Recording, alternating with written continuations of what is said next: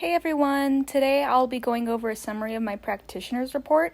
The company I'm focusing on is Charlie's Mobile Tools, a family-run company in the Frightline market. Essentially, it's truck driving. The company's goal is to provide drivers with a more independent career path and support their families in a fairly troubling economic time, and it places a lot of focus on family values, community, and independence. So in 2024, the Biden-Harris administration pushed out a mandate that would convert all trucks to zero-emission electric trucks. It's targeting the negative effects local communities have faced from diesel exhaust from large vehicles going through their areas, and it hopes to improve the environment significantly. Charlie's Mobile Tools is very interested in converting to this change, but there are some issues that have arisen that need to be confronted first. So, looking at the SWOT analysis, there's a serious separation issue between multiple facets of the company, mostly management and drivers.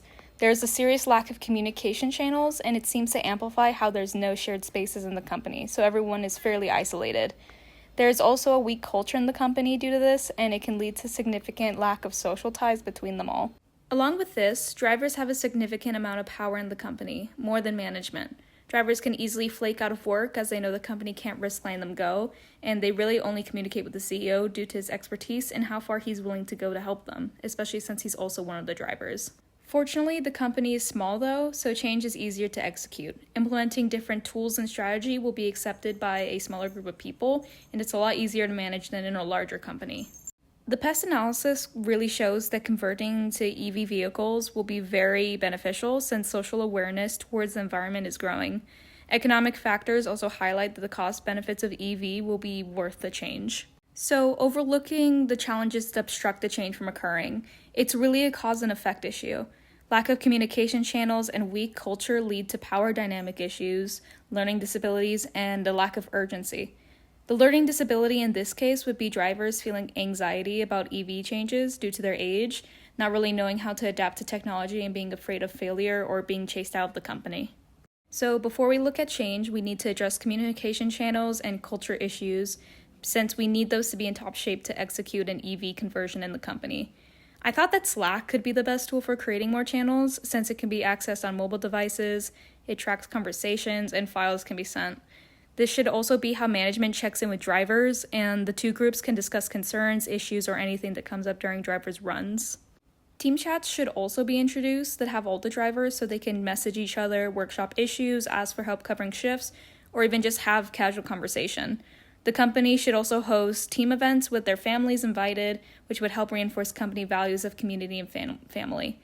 Overall, just increasing communication towards the entirety of the organization. So doing these three things would significantly improve things internally, in my opinion. It would strengthen social ties, loyalty, which would decrease drivers not following through on their duties. Along with this, it will empower management significantly more, and they can use communication channels to ensure drivers are completing their tasks, which would fix part of the power dynamic occurring. Okay, so following that, the second barrier to change was learning disabilities. The drivers here are older and they feel anxiety about the changes, so how do we fix that? We want to make sure that drivers feel educated on the changes and prepared for them, which would take out some uncertainty elements to it. First, online instruction should be provided. Think online courses that go over changes of fuel to electric-based vehicles, newer computers in the truck, etc. The important part of this is to let drivers learn independently and at their own pace to start education. Following the online instruction, an interactive approach should be taken, hosting in-person sessions where drivers can go with an instructor to physically try the trucks and familiarize themselves with it so they grow more comfortable in that situation. Lastly, use the newfound communication channels to be an open space for drivers to communicate with leadership and management so that they can give feedback, concerns, and other feelings they have towards these sessions and what they need next to help improve their change. And that leads us to executing the change. I use Coder's 8-step change model for executing it. Just to go over it quickly, step 1 would be to create urgency by highlighting the advantages like savings and the environmental impacts, basically create inspiration for the change.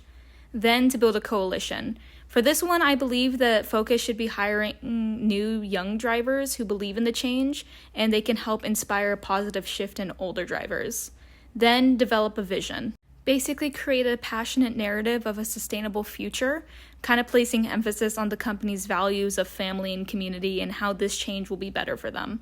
Next is communicate the vision. We should host in-person meetings, organizational events, and presentations to highlight the rationale for this change and why it's important to do now rather than later. Next would be empowering others to act, creating action plans on facilitating change, which would basically be what we do through the educational programs and the in-person events. This leads to short-term wins. We want to motivate those in the organization to participate with tangible rewards, such as you get paid to do the courses or gift card rewards, things like that. They have to be tangible though. That leads to consolidating our gains. We want to keep momentum by raising rewards and participation and reinforce those who are consistently advocating for change and reward them specifically. And finally, we want to anchor the change. We want to ensure that it is embedded into the company culture and make them permanent, and it should be felt throughout the entire company's actions moving forward. In conclusion on that, I think using this model and previous recommendations can make the change go smoother and actually be successful. And even if the company decides to not pursue this change in the long run, the changes that are made to communication channels and culture would still be significantly positive on the future of the company. And that was my practitioner's report. Thank you guys for watching. I would also like to thank my family and my group in this class for helping me with the change of subjects for my project. The support and assistance I got was really crucial to my success, and I couldn't be more thankful. And to kind of end it, there's a photo of the CEO, who's my dad, with our family dog and the trucks in the company. So have a great rest of your guys' semester and a great summer.